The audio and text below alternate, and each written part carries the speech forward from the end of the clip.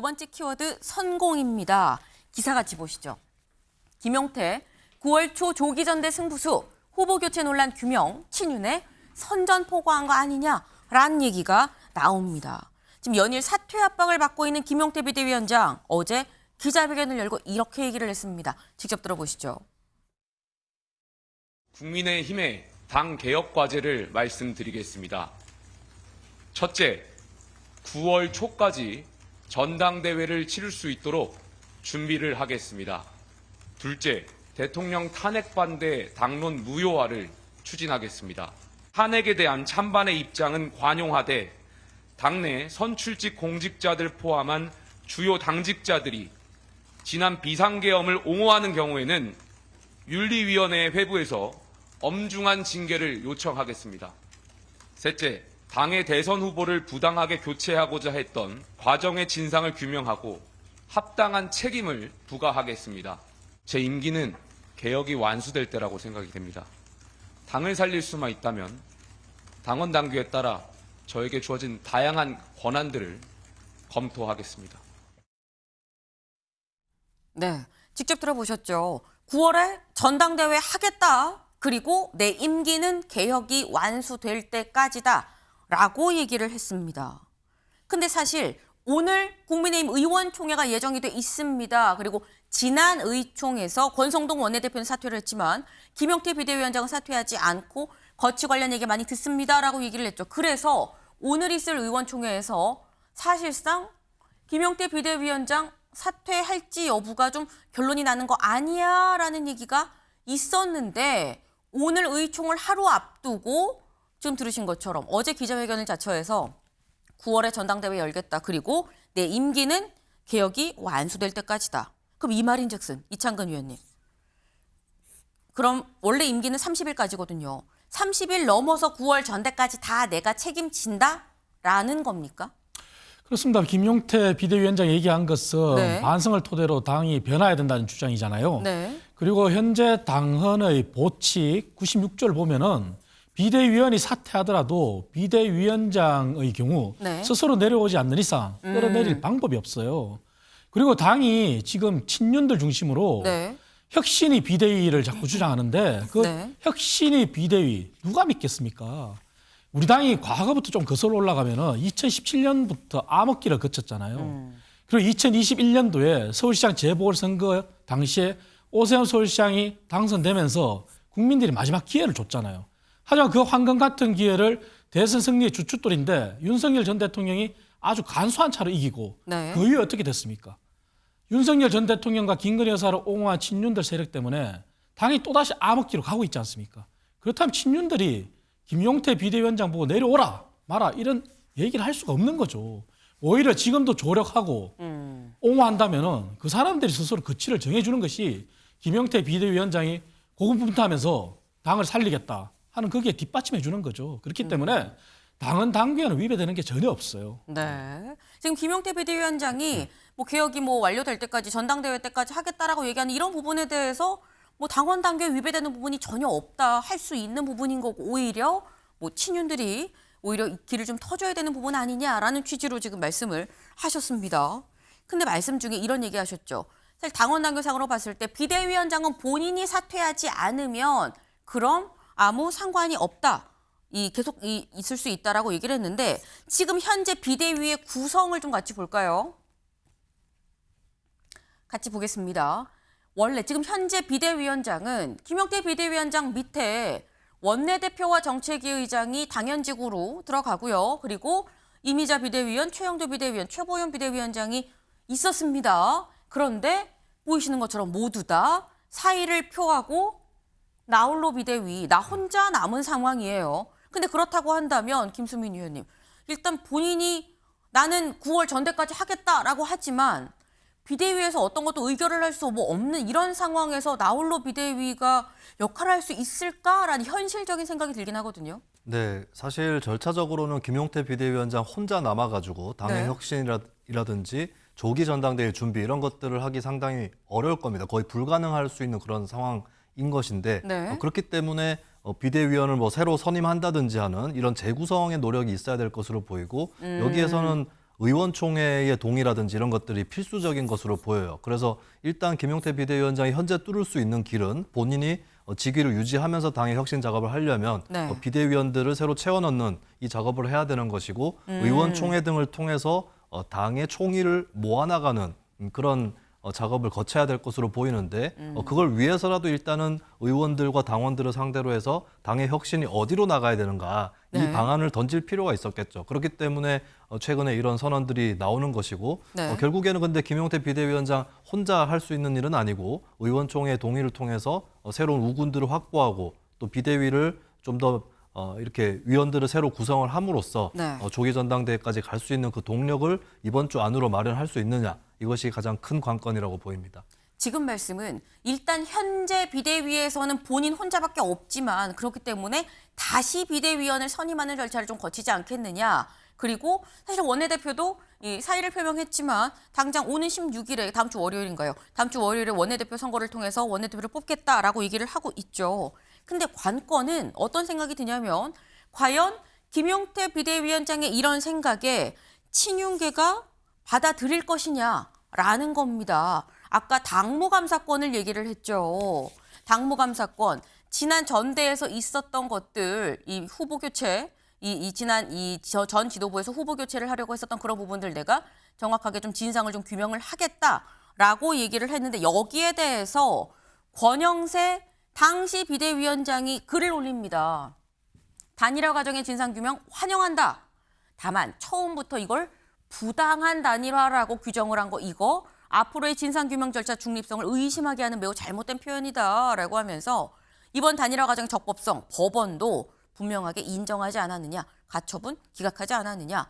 제가 사퇴한 것도 단일화 실패를 책임지는 차원에서 한 거지 이게 불법 부당하다고 해서 이걸 내가 인정해서 내려온 게 아니다라고 얘기를 했습니다.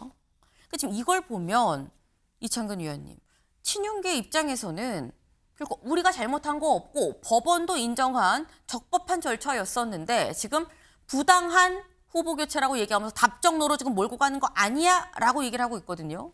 친윤들은 저런 말을 할 자격이 없습니다. 왜냐하면 부당한 게 맞죠. 법원에서 얘기한 것이 가처분 기각이 가처분의 실익이 없다는 이유거든요. 네. 그리고 전당대회를 통해서 후보자가 지명이 됐는데 또다시 전당대회와 전국위원회를 개최하는 것이 당헌 당규와 맞지 않는 측면이 있다고도 지적을 했어요. 네. 다만 전국위원회나 전당대회가 후보 교체 시도나 후보 자격 박탈로 이어지는 것은 지금 현재로서는 아니라고 했어요. 네. 하지만 그 이후에 어떻게 됐습니까? 후보 자격을 박탈했잖아요, 심야에. 그리고 3시에 공고를 냈는데 공평한 기회를 줘야죠, 그러면. 근데 단 한 사람, 한덕수 당시 후보만 등록을 했잖아요. 그럼 부당한 게 맞죠. 만약에 부당하지 않았더라면 친윤들이 옳았더라면 친윤들 지역구에 있는 당원들조차 찬성을 했어야 되겠죠. 하지만 부결 났잖아요. 당원들이 정당 민주주의를 회복시켰잖아요. 그러니까 친윤들이 저렇게 아전 인수격으로 해석하는 것은 맞지 않고요. 당이 제대로 가기 위해서는 본인들이 지금 그간에 윤석열 전 대통령과 김건희 여사를 옹호하고 조력하면서 어떤 상황을 왔는지 봐야 됩니다. 그리고 다시 한번 말씀드리지만 또다시 암흑기로 가는 것은 친윤들이 전면에 났을 때 네. 영원히 국민들로부터 멀어질 겁니다. 네. 그러니까 지금 말씀은 지금 굉장히 강도 높게 친윤 이러면 안 된다라고 말씀을 지금 하셨어요. 근데 지금 저희가 얘기하는 바로 요 사건, 이 5월 10일이었었나요? 그때 이 하루 동안에 밤사이에 몇 시간 상간에 후보 교체 공고가 붙고 1시간 만에 후보 등록을 한 한덕수 당시 후보, 그 얘기를 지금 하고 있는 거죠. 당시 어떤 일이 있었는지 저희 그래프로 좀 볼까요? 이걸 얘기하는 겁니다.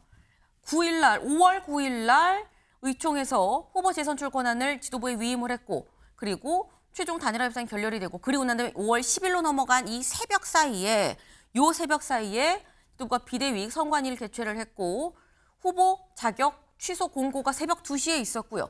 3시에서 4시 사이 1시간 동안 새롭게 공고를 올립니다. 후보 등록하세요. 요때 한덕수 당시 후보가 입당하고 후보 등록까지 마쳤다. 홀로. 그렇게 돼서 ARS 조사 통해서 했지만 여기에서 찬성이 나올 줄 알았는데 후보 교체 반대가 더 많아서 사실상 안 되는 상황이었다라는 거예요. 근데 여기 관련해서 요 부분, 요 5월 10일 새벽 3시와 4시 사이 요때 요게 실질적 절차적으로 좀 문제가 있었다라는 어제 보도가 또 나왔습니다. 보도 같이 볼까요? 어떤 내용이었느냐? 이런 거였었어요. 그 해당 보도에 나온 핵심 당직자의 말에 따르면 한덕수 당시 후보가 그 새벽 3시에서 4시 사이에 당사에 가지 않았던 거는 이거는 팩트다. 왜냐하면 기자들이 새벽 2시까지 이른바 계속 그 앞에서 뻗치는 사람이 나올 때까지 계속 기다리고 있는 거죠. 뻗치기를 했는데 기자들이 떠난 걸 확인하고 3시에 후보를 받는다고 공지하고 그러고 난 다음에 딱 1시간 동안 그 사이에 바로 등록을 했더라. 증거도 있다. 청년 당원들이 시간까지 노출해서 사진을 찍어뒀다. 시간 노출한 그 사진 그거까지 봐도 들어간 사람이 없었는데 무슨 얘기냐라는 거예요. 그러면서 여기 보면 네, 지금 후보 등록 이렇게 했다라는 겁니다.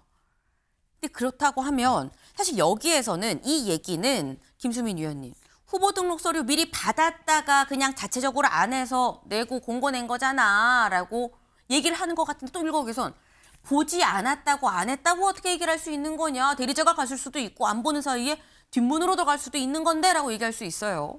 네, 그런데 뭐 기자들 포함해서 그리고 당원들까지 현장에 있었던 당원들까지 포함해서 네. 봤다는 사람이 아무도 없는 뭐 이런 사태가 일어난 것 같아요. 이게 부재자 투표라는 말은 들어봤는데 부재자 출마는 처음 들어보는 것 같습니다. 근데 후보 등록 서류가 32종입니다. 네. 이거를 방문을 하지 않고 할 수 있느냐. 그리고 32종을 심사를 받으려면은 현장에서도 어느 정도로 검수받는 과정이 있을 텐데 그거를 왔다 갔다 하는 과정에서 전혀 나타나지 않았다. 누구도 본 사람이 없다. 이렇게 되면은 없었던 거 아니냐 쪽에 무게가 실릴 수밖에 없는 것이고 그리고 이거를 미리 당에서 받아놨다가 등록을 한 거 아니냐. 네. 이건 당연히 나올 수밖에 없는 얘기고 그리고 그날에 있었던 그 시간대에 있었던 일에 국한되는 게 아닙니다. 왜냐하면 우리가 다 알고 있는 사실이지만 김문수 후보가 결국에 등록을 해서 선거를 치르게 되는데 초창기에 김문수라고 이름이 적혀 있는 어떤 그 유니폼이 없는 상태였거든요. 그래서 한간에서는 이거 기호 2번 한덕수 이렇게 찍어놓고 준비하고 있다가 안 됐기 때문에 김문수 후보 거를 준비 못한 거 아니냐. 이 얘기도 나오고 나아가서는 선거 차량도 한덕수 후보 명의로 준비된 것이 있었다. 이런 증언까지도 나오는 그런 상황이거든요. 이 자체가 전반적으로 일단 권영세 전 비대위원장이 프레임을 바꿔치기를 했는데 원래 이제 김용태 비대위원장이 부당 후보 교체라는 표현을 썼죠. 네. 그러니까 정당하냐 부당하냐 이 문제인데 이거를 적법하냐 불법이냐 이것으로 바꿔치기를 했어요. 근데 이것은 그 적법 부적법을 떠나서 부당한 공천이고 나아가서는 불법이 될 수도 있습니다. 왜냐하면 끝까지 확인 안 해봤는데 김문수 네. 후보로 계속해서 굳히기가 됐기 때문에 끝까지 확인이 안 된 사실이 있는데 만약에 한덕수 후보로 교체를 했다면 네. 과연 선거법에 명확하게 적시되어 있는 민주적 공천 과정을 거쳤는가 여기서 걸릴 수도 있는 거거든요. 그래서 이게 적법하다라고 단정지을 수도 없는 사안이거니와 적법 부적법을 떠나서 명백히 부당한 것이었고 이거는 당연히 국민의힘이 최소한의 혁신이라도 하겠다면은 이 당시의 상황에 대해서는 굉장히 수사에 준하는 당무감사는 당연히 있어야 된다고 봅니다. 네. 그 지금 말씀은 김용태 비대위원장이 정당과 부당의 차원에서 부당한 사건이었다, 부당한 후보 교체 시도였었다라고 얘기를 한 거를 권영세 전 비대위원장은 이거 적법이냐, 이 불법이냐라는 프레임으로 살짝 교체한 걸로 보이는데 그 자체가 좀 맞지 않고 사실상 불법일 가능성도 좀 있어 보이는 상황이다 때문에 자세히 좀 들여다봐야 된다라고 말씀을 하셨어요. 근데 어쨌거나 김용태 비대위원장의 얘기에 권영세 전 비대위원장이 직접 SNS 글로 환영한다. 우린 적법이었다라고 지금 얘기를 하고 있다라는 거. 친윤과 김용태 비대위원장 얘기가 지금 강하게 충돌을 예고를 하고 있는 거죠. 특히나 말씀드렸죠. 다음 주 월요일인가요? 16일 원내대표 선거가 예정이 돼 있습니다. 근데 생각할 때 이렇게 되면 친윤이 원내대표를 만약에 이 원내대표로 선출이 된다면 어떻게 되는 거야? 생각할 수 있죠. 실제로 기자들이 김용태 비대위원장한테 향후 이어질 이 일정은 원내대표, 신임 원내대표가 좀 정해야 되는 거 아닌가요? 라고 물어봤습니다. 뭐라고 얘기했는지 직접 들어보시죠. 원내대표는 의총에서 선출되는 분이시죠. 교섭단체 장으로서의 역할이 있는 것이고요. 비상대책위원장은 당원 당규에 따라 전국위원회에서 의결을 받은 사람입니다. 누가 더 정당성이 있는지는 기자님께서 생각해 보시면 될 것 같습니다. 네, 이창근 의원님. 지금 김용태 비대위원장은 나는 전국위에서 의결이 된 사람인 거고 원내대표는 원내에서 의원총회를 통해서 선출된 사람이기 때문에 내가 더 정당성이 있다. 원내대표가 누가 되든지 간에 내가 주도할 거다라는 얘기로 지금 들려요. 맞습니다. 당은 당규에 네. 원내대표는 의원들을 대표하는 것이고 네. 원내에 관한 권한입니다.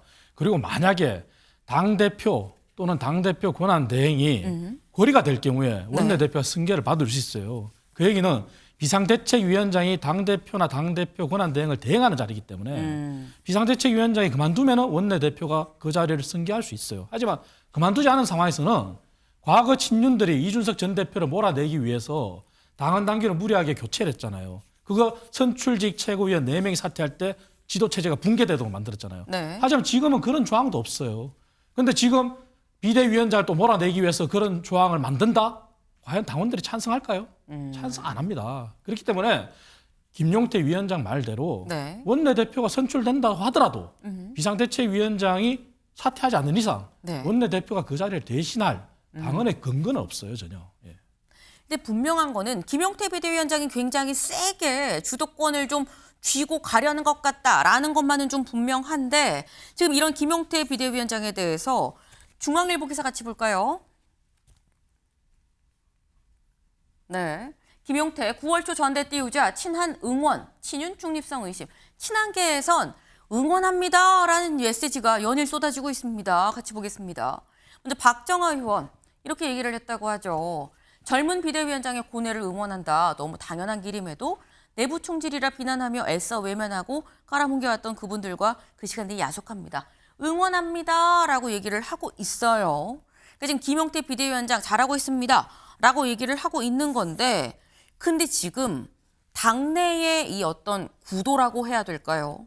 그 부분 같이 보죠. 당내 구도 같이 보겠습니다. 지금 현재 친윤과 친김문수, 친한동훈 약간 이런 구도로 조금 짜여져 있다라는 거예요. 그래서 친윤은 혁신형 비대위를 얘기를 하고 있는 거고 친김문수, 친한동훈은 다르긴 하지만 공통적으로 전당대회를 지금 얘기를 하고 있는 거죠. 일단 분명한 건 김용태 비대위원장은 이쪽은 아니고 이쪽으로 섰다. 이쪽 입장이다라는 건데 하지만 김수민 위원님 또 한편으로 생각하면 또 지금 한동훈계에서는 응원한다고 하지만 현충원 참배는 김문수 후보랑 같거든요. 또 이게 어디에 서 있는 거냐? 이 어둠에 이쪽이 더 가깝냐 이쪽이 더 가깝냐라는 거예요. 네.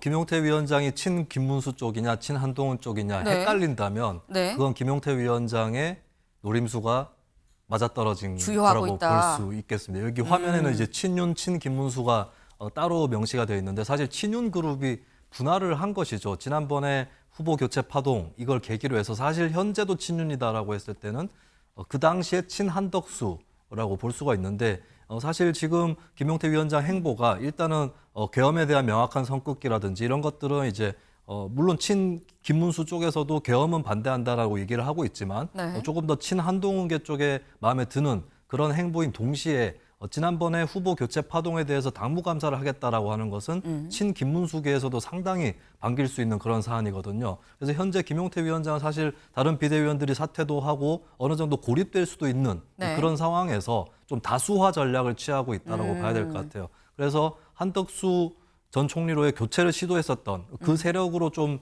타겟을 국한시키고 네. 나머지 쪽은 조금 더 광범위하게 묶는 그런 방향으로 가다 보니까 친 김문수인지 친 한동훈인지 헷갈리게 되는 이것은 김용태 위원장의 전략이 아닐까라고 보여집니다. 다만 남은 변수는 조기 전당대회를 놓고 네. 친 김문수 쪽에서 그게 옳다라고 나서서 결국에 친윤 쪽 잔류 친윤 쪽이 고립될 것인지 네. 아니면 친 김문수 쪽에서 전당대회보다는 혁신형 비대위가 더 맞는 것 같다라고 해서 친윤하고 또 불편한 동거를 하게 될지 여기에 이제 친 김문수 쪽에 캐스팅 보트가 달려 있다고 하는 것이 또 변수로 남아 있겠습니다. 이렇게 되면 친 김문수 쪽이 약간 또 캐스팅 보트가 된다라고 또 말씀을 하셨어요. 근데 당장 오늘 또 이 국민의힘 의총이 있죠. 여기서 드는 생각이 일단 김용태 비대위원장이 전략적으로 요쪽 스탠스에 지금 쓴 것 같은데 친 김문수인지 친 한동훈인지 모르겠지만 요게 좀 일부러 전략적으로 한 건데 또 주요한 것 같다라고 말씀을 하셨는데 드는 생각이 이창근 위원님 지금 국민의힘 오늘 있는 의총에서 분명히 온갖 얘기가 지금 나올 거거든요. 새 싸움으로 본다고 했을 때 친윤과 친김문수 플러스 친한동훈 이쪽으로 본다면 숫자는 이쪽이 더 어쨌거나 많은 거 아니야? 친윤 쪽이 많은 거 아니야? 라는 생각도 좀 들어요. 맞습니다. 불편한 진실이지만 네. 의원들의 수싸움에서는 당연히 친윤계들이 월등히 많죠. 하지만 그 사람들도 정말 김용태 젊은 비대위원장의 진심을 믿고 그리고 국민들만 바라본다면은 과거의 자신들의 모습을 반성하는 행태를 오늘 보여줘야 될 겁니다. 그게 아니라 과거처럼 똑같이 일관한다면은 아마 세력은 많기 때문에 의원총회에서는 친윤들의 발언이 먹히겠죠. 하지만 국민들로부터는 멀어지겠죠. 그렇기 때문에 오늘 이전 투구를 하더라도 설사 일전을 벌이더라도 네. 친윤계 안에서 스스로 자성의 목소리가 정말 나와야 된다. 그게 나오지 않으면은 정말 국민들부터 멀어진다. 그래서 친윤계들의 반성을 저는 정말 촉구하는 바입니다. 네. 오늘 의총에서 새로 봤을 때는 친윤계가 많을 수 있지만 국민들이 대선에 패배하고 바라는 메시지가 뭔지를 고려를 한다면 뭔가 다른 움직임이 있을 수도 있지 않겠느냐라는 기대를 좀 하셨습니다. 네.